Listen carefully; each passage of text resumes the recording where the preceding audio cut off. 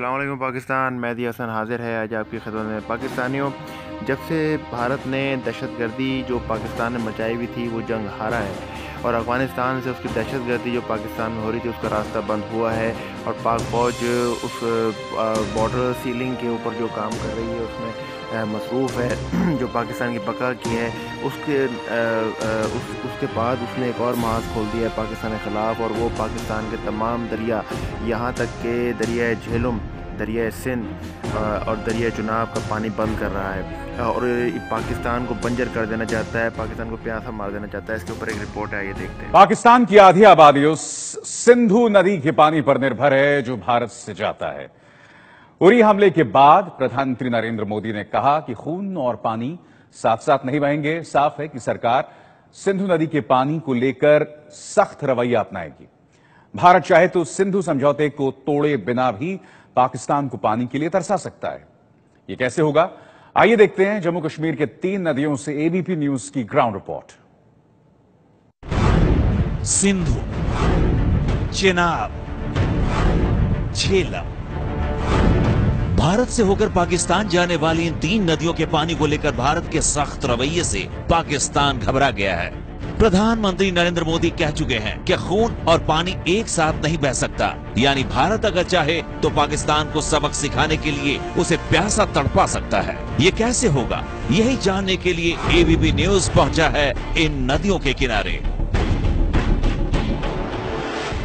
सिंधु नदी जो कि लेह लद्दाख से बहती हुई जाती है पाकिस्तान को और पूरे पाकिस्तान में जाती है। इस वक्त हम सिंधु नदी के किनारे पर खड़े हुए हैं, लेह लद्दाख में खड़े हुए हैं, जहां से ये दुनिया की सबसे प्राचीन नदियों में से एक सिंधु नदी और सबसे बड़ी नदियों में से एक सिंधु नदी लेह लद्दाख से बहती हुई इन पहाड़ों के बीच से गुजरती हुई पाकिस्तान में चली जाती है।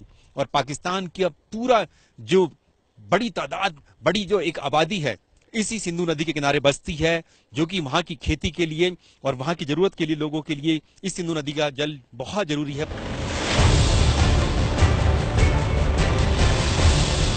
1960 में सिंधु नदी के पानी को लेकर भारत और पाकिस्तान के बीच एक समझौता हुआ था। इस समझौते के मुताबिक सतलुज, ब्यास और रावी नदियों पर अधिकार भारत को दिया गया, यानी भारत इन तीनों नदियों के पानी का इस्तेमाल बिना किसी रोक टोक के कर सकता है, जबकि झेलम, चेनाब और सिंधु नदियों के पानी के इस्तेमाल का अधिकार पाकिस्तान के पास है। लेकिन इन तीनों ही नदियों के पानी के सीमित इस्तेमाल का अधिकार भारत के भी पास है। बिजली बनाने और कृषि के लिए भारत झेलम, चेनाब और सिंधु नदियों के 20% पानी का इस्तेमाल कर सकता है, लेकिन भारत अब तक पाकिस्तान की तरफ उदार रवैया अपनाता रहा। अपने हिस्से के 20% पानी में से भारत ने सिर्फ 8% पानी का इस्तेमाल किया और बाकी पानी पाकिस्तान को देता रहा। लेकिन अब भारत इस पानी को रोकने की बात कर रहा है।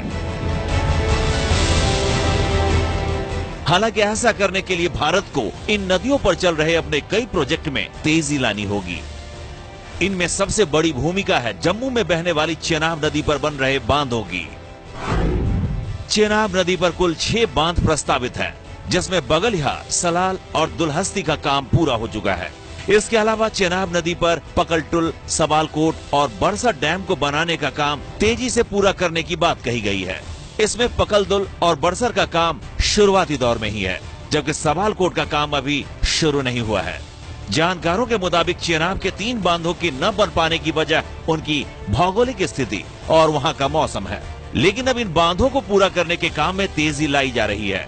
अगर चेनाब नदी के सभी बांध काम करना शुरू कर दें तो न सिर्फ जम्मू कश्मीर की कृषि और बिजली की जरूरतें पूरी होंगी, बल्कि पाकिस्तान के लिए बड़ी मुश्किल खड़ी हो जाएगी। ये 6 के 6 डैम हमारे फुली फंक्शनल हो जाते हैं और इनके रिजर्वॉयर्स क्रिएट हो जाते हैं। फिर भारत इस पोजीशन में होगा कि इंडस वाटर ट्रीटी के तहत जो भी उनके मुआहदे हुए हैं उनको कहीं ना कहीं स्क्रैप भी कर सकता है, या इस पोजीशन में भी होगा कि ज्यादा वाटर के कंट्रोल में उनके कंट्रोल में ज्यादा वाटर रहेगा, जो कि पाकिस्तान कभी नहीं चाहता।